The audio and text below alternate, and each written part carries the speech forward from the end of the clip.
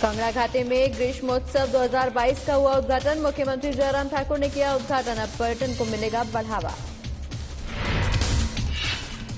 धर्मशाला में निकाली गई साइक्लोथॉन और जागरूकता अभियान रैली। सीएम जयराम ने दिखाई हरी झंडी। साइकिल दिवस पर निकाली गई रैली। किसानों से प्राकृतिक खेती अपनाने का किया आग्रह। राज्यपाल राजेंद्र विश्वनाथ आर्लेकर ने किया आग्रह। कृषि विज्ञान केंद्र सम्मेलन को किया संबोधित। शिमला में बीजेपी प्रदेश कार्यकारिणी की बैठक। 6 और 7 जून को हमीरपुर में होगी बैठक। बीजेपी प्रदेश अध्यक्ष सुरेश कश्यप ने दी जानकारी। और कांग्रेस में भी बैठकों का दौर जारी। कांग्रेस की 2 दिवसीय राज्य स्तरीय कार्यशाला संपन्न। बीजेपी को चुनावी रण में घेरने की रणनीति तैयार। नमस्कार, मैं हूं आपके साथ प्रगति चतुर्वेदी और आप देख रहे हैं हिमाचल प्रदेश की खबरें। तमाम बड़ी खबरों की शुरुआत जिला सोलन से करेंगे, जहां डॉक्टर यशवंत सिंह परमार औद्योगिकी वानिकी और वानिकी विश्वविद्यालय में 12वां द्विवार्षिक राष्ट्रीय कृषि विज्ञान केंद्र सम्मेलन का आगाज आज समापन हो गया है। बता दें कि समापन समारोह पर हिमाचल के राज्यपाल राजेंद्र विश्वनाथ आर्लेकर बतौर मुख्य अतिथि मौजूद रहे। इस दौरान केंद्रीय कृषि राज्य मंत्री कैलाश चौधरी सहित केंद्रीय पशुपालन मंत्री पुरुषोत्तम रूपाला ने समापन समारोह को संबोधित भी किया। आपने एक सबके लिए संदेश दिया है। हिमाचल प्रदेश के किसानों ने पूरे देश के लिए एक संदेश दिया हुआ है और वो संदेश यह है कि प्राकृतिक खेती की ओर बढ़ें। सबने उन्होंने एक सबके सामने उदाहरण प्रस्तुत किया है, खुद करके किया है। हमारे प्रदेश में लगभग पौने दो लाख किसान अभी इससे जुड़े हुए हैं। यही उदाहरण काफी है सबके लिए। तो सबके लिए, पूरे देश के लिए मैं ऐसा ही कहूंगा कि प्राकृतिक खेती की ओर जाने की आज की आवश्यकता है। इसमें अपने उत्पाद भी बढ़ता है, लागत भी कम होती है। इसको ध्यान में रखकर हमारे कृषि विज्ञान केंद्र के सभी वैज्ञानिक जो यहाँ आए हैं। बढ़ते आगे, जहां मुख्यमंत्री जयराम ठाकुर ने धर्मशाला पुलिस मैदान में कांगड़ा घाटी ग्रीष्मोत्सव 2022 का उद्घाटन किया है। बता दें कि 2 जून से 9 जून तक आयोजित किए जा रहे इस महोत्सव में 4 सांस्कृतिक संध्याएं रखी गई हैं। वहीं इस मौके पर जयराम ठाकुर ने कहा है कि लगभग 1 दशक के बाद धर्मशाला में ग्रीष्मोत्सव का आयोजन कांगड़ा घाटी में पर्यटन को बढ़ावा देने की दिशा में एक सराहनीय कदम है। महोत्सव के दौरान कलाकारों को अपनी प्रतिभा का प्रदर्शन करने का भी मौका मिलेगा। उन्होंने ये भी कहा कि ग्रीष्मोत्सव में एक फूड कॉर्नर भी बनाया गया है, जहां देश विदेश से आने वाले पर्यटक हिमाचल प्रदेश के स्वादिष्ट और पारंपरिक व्यंजनों का आनंद ले सकेंगे। बात की खुशी है कि कोविड का दौर समाप्त होने की दिशा में है और ऐसे में जो बहुत सारी हमारी एक्टिविटीज होती थी, जिसमें समर फेस्टिवल भी एक एक्टिविटी हमारी शिमला में भी, धर्मशाला में भी और इसके साथ मनाली में भी और अलग अलग जगह की जाती थी इस तरह के, तो वो सारी चीजें रुकी पड़ी थी। और अब जब कोविड थोड़ा कम हुआ तो उसके बाद एक अपॉर्चुनिटी मिली, एक अवसर मिला है हमको फिर से उनको शुरू करने का। लोगों का मनोरंजन हो, लोग फेस्टिवल में आए और लोग फेस्टिवल आने के साथ साथ में जो हमारे टूरिस्ट डेस्टिनेशंस हैं वहां पर टूरिस्ट को भी लाने के लिए हम इस दिशा में प्रयास करें।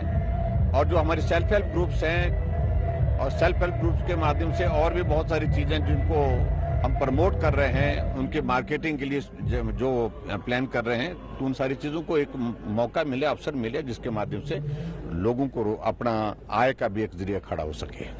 और मुझे इस बात की खुशी है कि अब की बार धर्मशाला में ये शुरुआत हुई है और काफी अरसे के बाद हुई है, 10 वर्षों के पश्चात हुई है।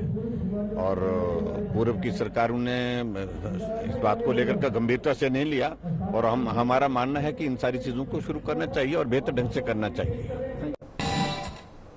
इसी बीच मुख्यमंत्री जयराम ठाकुर ने आज विश्व साइकिल दिवस के मौके पर पुलिस ग्राउंड धर्मशाला में साइक्लोथॉन और जागरूकता अभियान रैली को हरी झंडी दिखाकर रवाना भी किया है।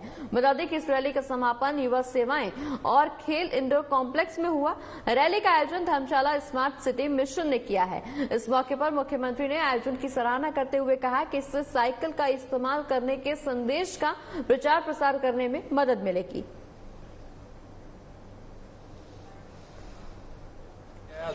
आज वर्ल्ड साइकिल डे है और इस दिन पर आज एक इवेंट की यहाँ पे शुरुआत की गई धर्मशाला में साइक्लोथॉन की, और मुझे उन सभी नौजवानों को भी बहुत बहुत बधाई देनी है, शुभकामनाएं देनी है जिन्होंने इसमें पार्टिसिपेट किया है।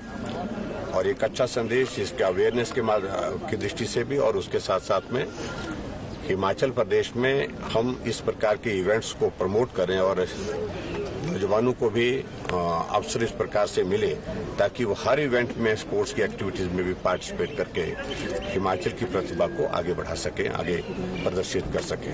तो मैं शुभकामनाएं देता हूं सभी नौजवानों को जो आज इसमें पार्टिसिपेंट्स के रूप में यहाँ पर हैं। और मुझे इस बात की भी खुशी है कि धर्मशाला में काफी लंबे अरसे के पश्चात ये समर फेस्टिवल का यहाँ पर एक आयोजन किया गया है और लगभग शायद 10 वर्षों के बाद में 10 वर्षों के पश्चात ये इस प्रकार का इवेंट है। और विधानसभा चुनाव के लिए बीजेपी के बाद अब कांग्रेस ने भी कसरत शुरू कर दी है। राजीव भवन में बैठकों का दौर लगातार जारी है। बता दें कि कांग्रेस प्रदेश अध्यक्ष की अगुवाई में उदयपुर में नव संकल्प की घोषणाओं के क्रियान्वयन के लिए 2 दिवसीय कार्यशाला संपन्न हो गई है, जिसमें कांग्रेस के कई बड़े नेता शामिल हुए हैं। बता दें कि कांग्रेस की इस बैठक से चुनावी रण में बीजेपी को घेरने की तैयारी की जा रही है।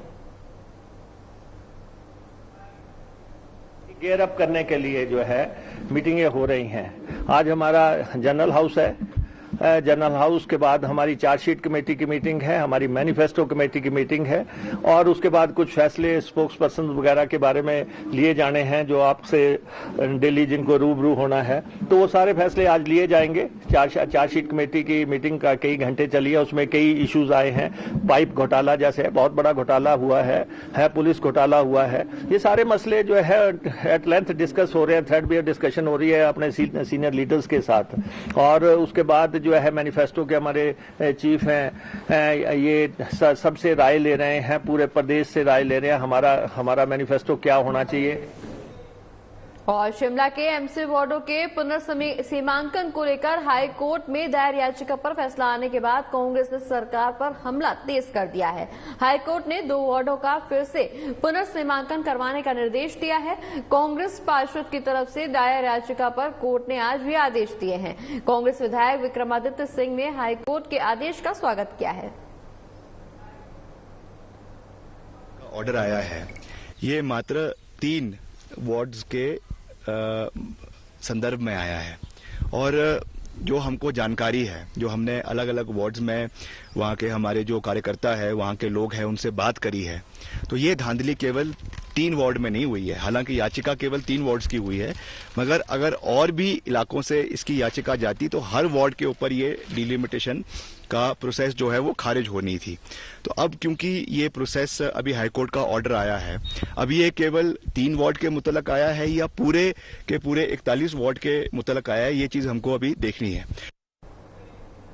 बढ़ते आगे, जहां बीजेपी ने सेवा, सुशासन और गरीब कल्याण के लिए 8 साल पूरे किए हैं। इन सालों में कई जन कल्याणकारी योजनाओं की शुरुआत की गई है। केंद्र सरकार के 8 साल पूरे होने का बीजेपी जश्न मनाएगी, इसका रोड मैप तैयार कर दिया गया है।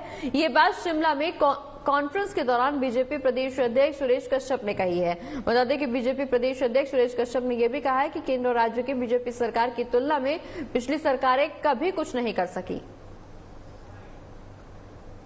पूरे होने के ऊपर माननीय प्रधानमंत्री श्री नरेंद्र मोदी जी ने जिस प्रकार से इस देश में हर वर्ग का ध्यान रखते हुए जो नीतियां लागू की और आज जो विभिन्न कल्याणकारी योजना है उनका लाभ आम जनमानस को मिल रहा है, उसी दृष्टि से सेवा, सुशासन और गरीब कल्याण के जो 8 वर्ष पूर्ण हुए हैं, सबका साथ, सबका विकास, सबका विश्वास और सबका प्रयास से जो केंद्र सरकार ने कार्य किए हैं और 4.5 वर्ष का जो प्रदेश सरकार का उपलब्धियों बड़ा कार्यकाल रहा है, उसी दृष्टिगत हिमाचल प्रदेश भारतीय जनता पार्टी माननीय राष्ट्रीय अध्यक्ष जगत प्रकाश नड्डा जी उनके कुशल नेतृत्व में, उनके निर्देशानुसार 1 जून से 15 जून के बीच में विभिन्न कार्यक्रम आयोजित कर रही है, जिसमें कि हमारे किसान मोर्चा, महिला मोर्चा, अनुसूचित मोर्चा, अनुसूचित जनजाति मोर्चा, हमारा जो अल्पसंख्यक मोर्चा है।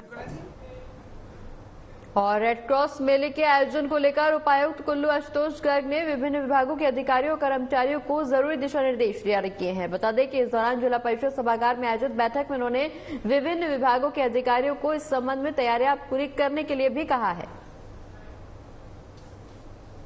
फेयर है उसको जून के अंतिम सप्ताह में सेलिब्रेट किया जाएगा। 3 दिवसीय मेला कराने की प्लानिंग हम लोगों ने करी है। इसकी टेंटेटिव डेट्स जो है वो अभी लास्ट वीक ऑफ जून में है। इसको एग्जैक्ट डेट्स अभी 3-4 दिनों में फाइनलाइज करी जाएंगी और इसको लेकर आज जिला स्तर पे एक बैठक भी हम लोगों ने रखी थी जिसमें हमारे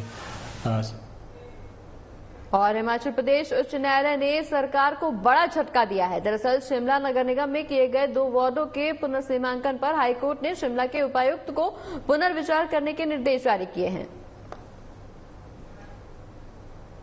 3 याचिकाएं लंबी थी, 2 डिलिमिटेशन को थी और 1 रिजर्वेशन को लेकर।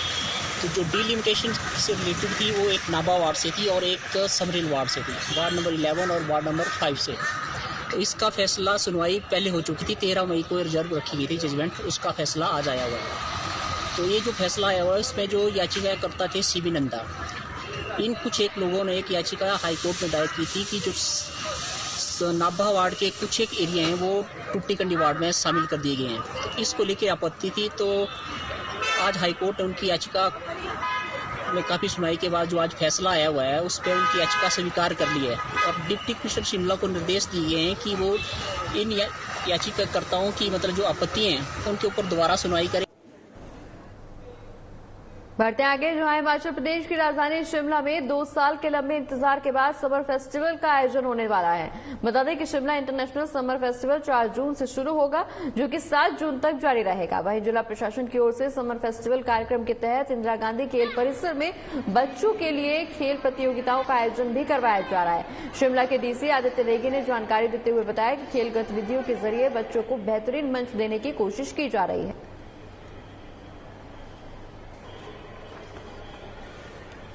तो 2 साल बाद समर फेस्टिवल का आयोजन हो रहा है। इंदिरा गांधी खेल परिसर में खेल गतिविधियां चलेंगी और कोरोना काल के बाद 2 साल बाद समर फेस्टिवल का आयोजन किया जा रहा है। 4 जून से 7 जून तक इंटरनेशनल समर फेस्टिवल चलेगा जिसमें कई बच्चे हिस्सा लेंगे। देखिए, जैसा कि आपको मालूम है कि हर साल जो है समर फेस्टिवल कराया जाता है, पर पिछले 2 साल जो है कोविड की वजह से हम लोग समर फेस्टिवल नहीं करा पाए। समर फेस्टिवल में बहुत सारी एक्टिविटीज़ कराई जाती हैं, उसमें से एक एक्टिविटी जो है वो स्पोर्ट्स कॉम्पिटिशन्स कराना होता है। तो उसी कड़ी में जो है 2 तारीख से लेकर 5 तारीख तक जो है यहाँ पे इंदिरा गांधी खेल परिसर में बहुत सारी स्पोर्टिंग एक्टिविटीज यहाँ पे करवाई जाएगी। इसका उद्देश्य एक तो ये है कि बच्चों को जो है वो नशे से दूर करना, और जो स्पोर्ट्स में एक बहुत अच्छी चीज़ होती है कि स्पोर्ट्स जो है डिसिप्लिन इनकलकेट करता है लोगों के अंदर। और इसी के साथ हिमाचल प्रदेश की तमाम बड़ी खबरों में फिलहाल इतना ही। मुझे दीजिए इजाजत, नमस्कार।